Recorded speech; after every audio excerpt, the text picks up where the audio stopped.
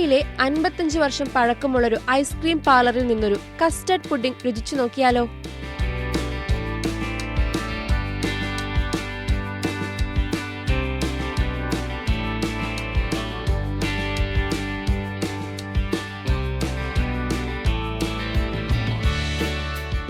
ആയിരത്തി 1970 പാലായിലെ ആദ്യകാല ബികോം ബിരുദധാരികളിൽ ഒരാളായ കുഞ്ഞപ്പൂട്ടി തനിക്ക് ലഭിച്ച ബാങ്ക് ജോലി ഉപേക്ഷിച്ചാണ് നഗരത്തിലെ ആദ്യത്തെ ഐസ്ക്രീം പാർലറായ തൃപ്തി ആരംഭിക്കുന്നത്.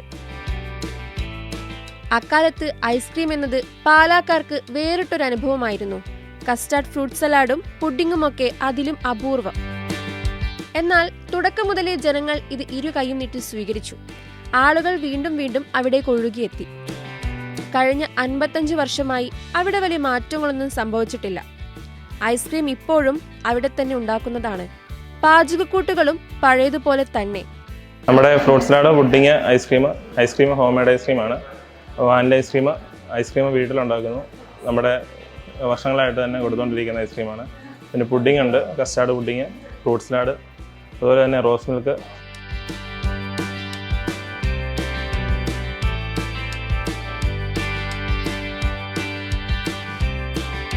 ആയിരത്തി 1970 തുടങ്ങിയ അതേ രുചിക്കൂട്ട് തന്നെയാണ് തൃപ്തി ഇന്നും ആളുകൾക്കായി വിളമ്പുന്നത്.